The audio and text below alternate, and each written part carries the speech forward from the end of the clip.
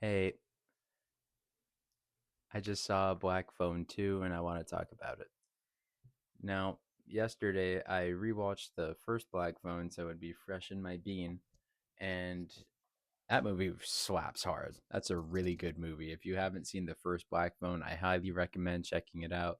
Even if you're not a fan of horror movie, thriller movies, it was really good.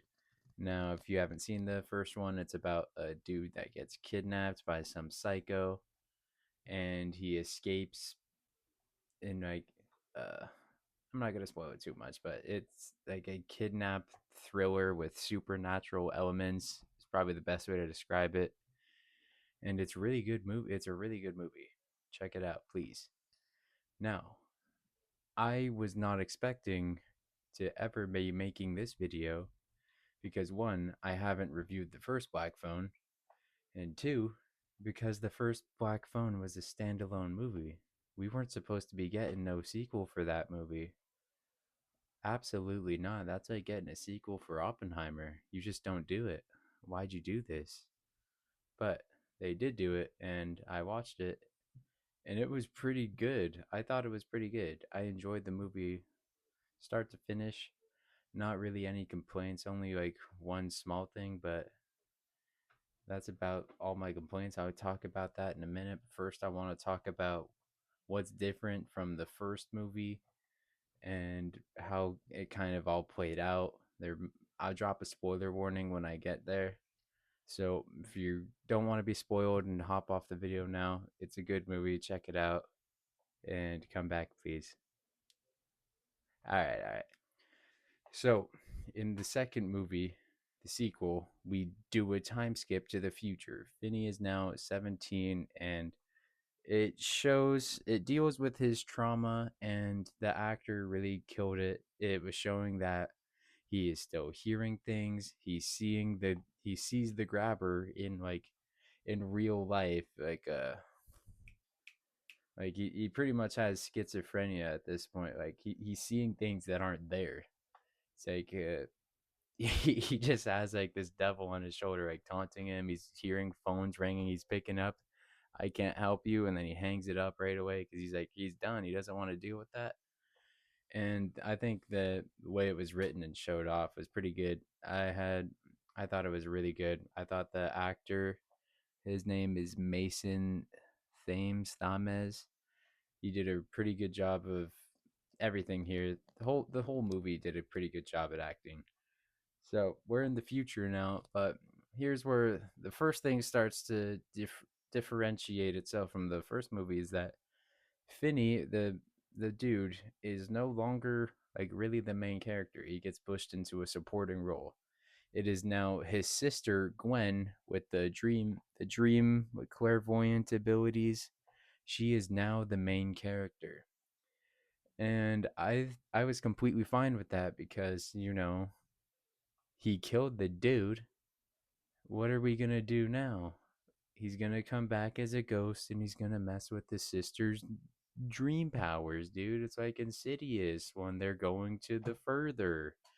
Insidious movies review coming soon. I am going to dunk on it harder than Russell Westbrook dunked on Rudy Gobert when he was on the Lakers. Okay, back to Black Phone.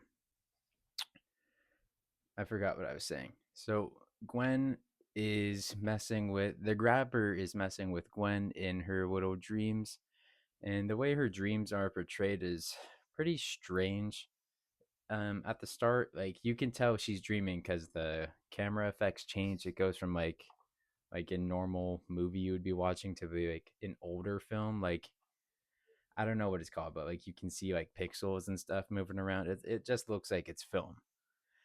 So, the start of the movie, we see it cuts in and out of little boys being murdered, like brutally, graphically, and then it shows Gwen interacting with the little boys through her dreams, the little dead dreams, like the little dead boys in her dreams.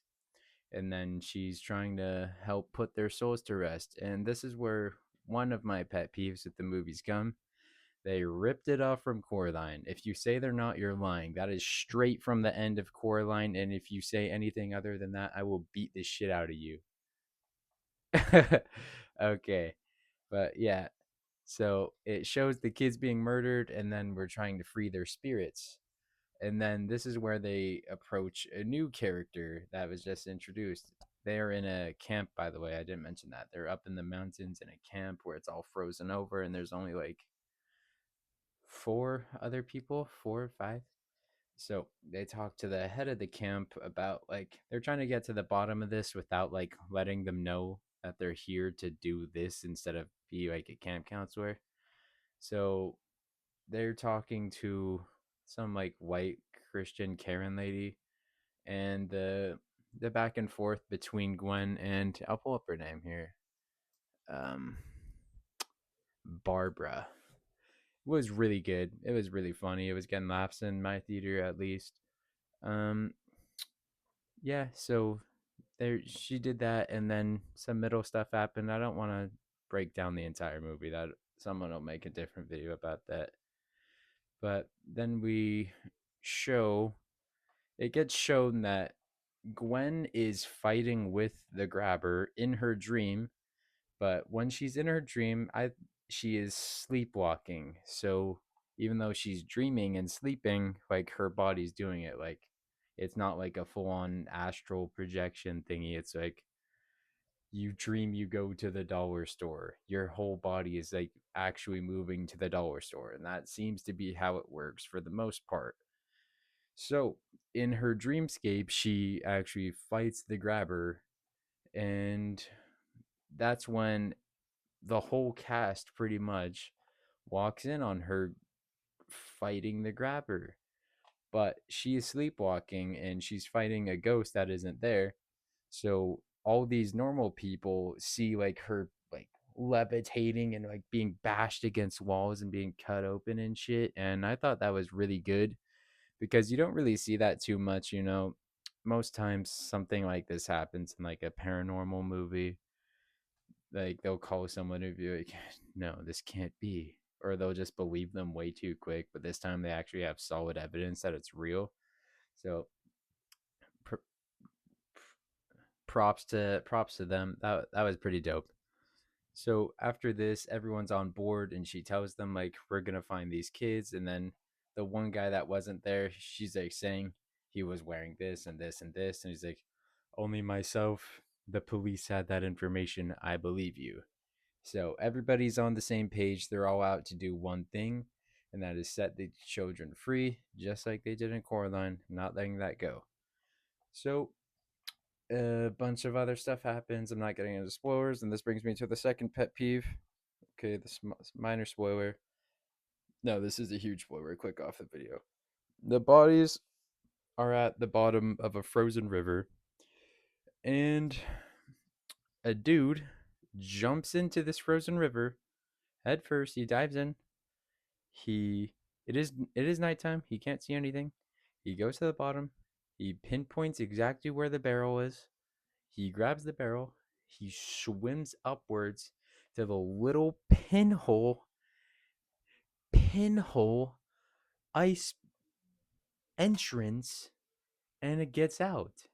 Now, if you're a normal human with a working brain, you will know that the average man cannot swim in below zero water. Your muscles will freeze up. You'll like go into shock and you'll die. You'll freeze. I guess the guy is a savage. That's the only conclusion I can come to because he's not moving like this, bro. Craven couldn't do that if Spider-Man was at the bottom of a lake. And you're telling me Jeremy Davies. Oh no, that's his actor's name. You're telling me Terrence, a man by the name of Terrence, is swimming in sub-zero temperatures with X-ray vision? Absolutely not. So after that scene, they get all the souls and they just beat the shit out of the grabber, and then they send his ass back to hell. They freeze him, and then That's pretty much the end of the movie. But then the girl, they're walking towards their truck, and the phone starts ringing. The dead pay phone starts ringing, and the Gwen looks at Finney and says, "You don't hear that?" He says, "No." Now this indicates that Finney is now free from his curse. He faced the demon that is the grabber. He won, and it also showed in a really good spot. He actually faced like his own trauma. Like he was talking to his sister and his dad. Like he really opened up. He started crying. Great scene, by the way. So I really liked how it showed Finney's journey throughout this movie. That was really well done, I thought. And then at the end, we got Gwen saying a final goodbye to their mother, who, spoiler, who is dead, but we thought she killed herself, but it turns out that the grabber, she used her clairvoyant ability, the same one Gwen has, to discover the grabber on his very first victim, and she went snooping around in her little dream, but she sleepwalked over there, and he grabbed her and he drove back to their house and he hung her in her garage. So what we take away from this is that the grabber is a fucking menace. How do you know where she lives? That is a that is a plot hole. Cause what the fuck, dude? How? It can't be. No, absolutely not. So yeah, Mother talks from heaven. Afterlife is confirmed. I'm telling everybody, if I'm in that world, I know that there is a heaven and hell. The whole world will convert to Christianity because I need a movie that talks about this when something like this is confirmed, bro. But I'm not going to talk about that. The movie was good. Check it out. It was an unnecessary sequel, yes, but a welcome one at that. Also, Barbara and Kenneth, like the white couple, I don't know if they're alive or not. At the end of the movie, it showed them getting their shit pushed in by the grabber. Like he like slashed their heads with an axe, and they're just not shown again. But it looked like after that they could be okay, but I have no idea if they're alive or dead. So Black Phone 3 confirmed? Nah. All right. If you made it this far, thank you for watching. Shout out to my girlfriend for letting me borrow her microphone. If you're watching this, I love you. And thank you for watching, everybody. Like, subscribe, have a good day, and thank you.